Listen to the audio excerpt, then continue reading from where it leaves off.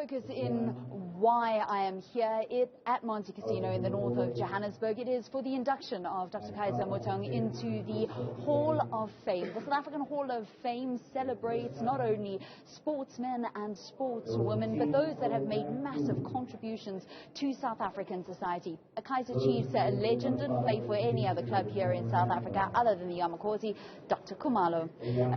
Good evening and welcome to Newzroom Afrika. Good to be chatting to you.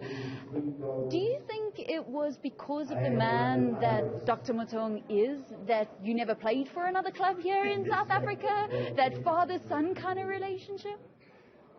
Firstly, let me say thank you, Mr. Motaung, for all the things that you have done for me. You have produced a lot of stars in South Africa that have made you proud in the club. This is the only chairman that I know in my life. This is the only voice of a chairman that I know in my life.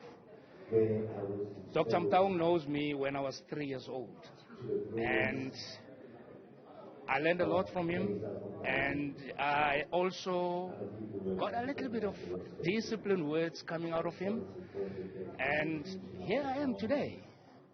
I'm here to celebrate him, and I would like to say thank you, Hall of Fame, for inducting the chairman, and this was long overdue, but having said that, he deserves it.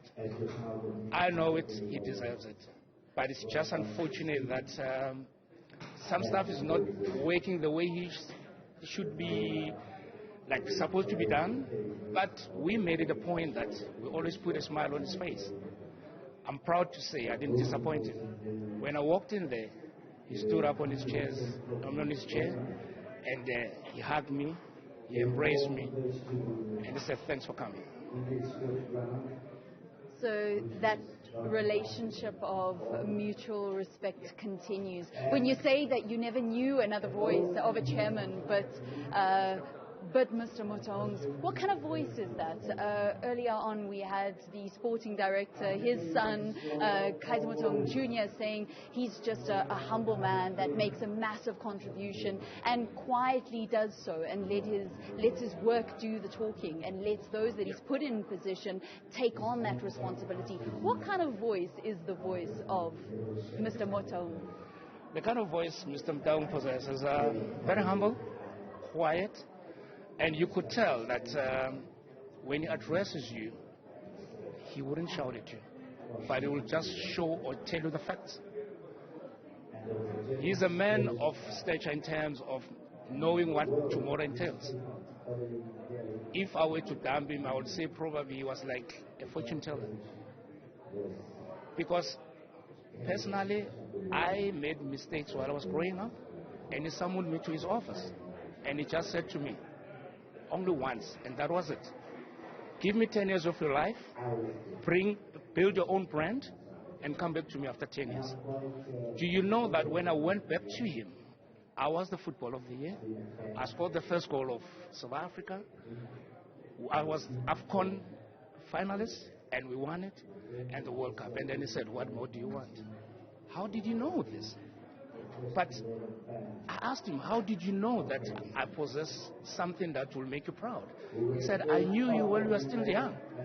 But I don't think that at the age of 3, he knew that he was grooming a legend or someone that will be playing for the team. He didn't know that. Because I used to go with my dad to the stadium, and I would sit next to him and the coach, then Eddie Lewis, may his soul rest in peace. I was only 12 years old. But Dr. Motaung is a very humble and intelligent individual. We often speak about leadership in South Africa. It is a point that we so desperately want to emulate in different sectors where there is a lack of leadership. What would you say is the lesson of leadership that you were taught through the chairman? The leadership I was taught by the chairman actually didn't teach me. I saw it. He's the first one to arrive at the village. He's the last person to leave the village.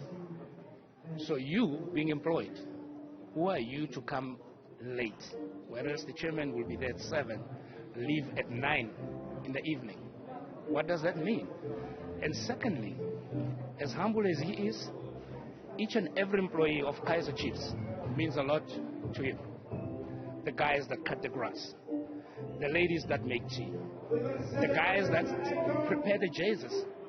He will ask you a question, if we don't have these people, where would you be? Would you do the very same job? He's so humble in such a way that it's no matter whether you have a Doc Khumalo at Kaizer Chiefs, but even the guy who's doing a garden, he is like respecting him the way he respects the players. That's a lesson I learned, that do not disrespect people because of how they look like or what they do.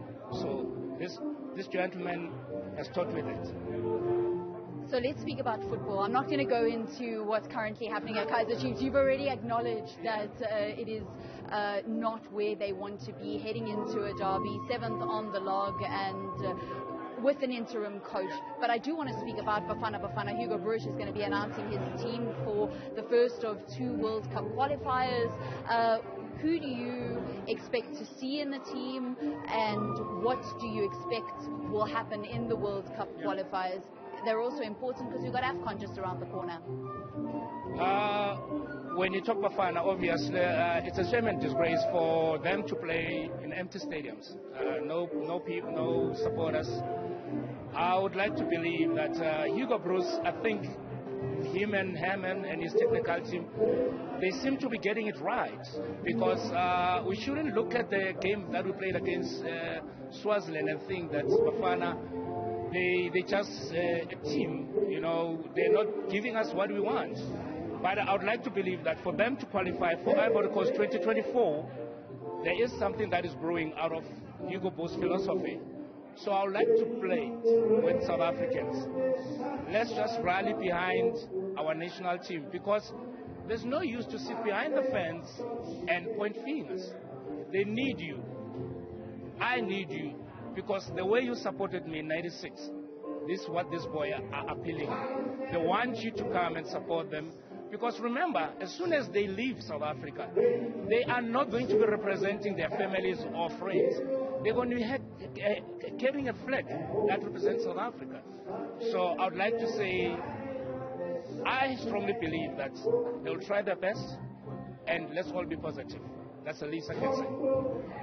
Star midfielder for Kaizer Chiefs and Bafana AFCON winner, representing the country 50 times. Thank you very much, Dr. Khumalo, live on Newzroom Afrika. A clarion call from the footballing legend to say to South Africans, come and get behind Bafana. That concludes your sports for this evening here on News at 5.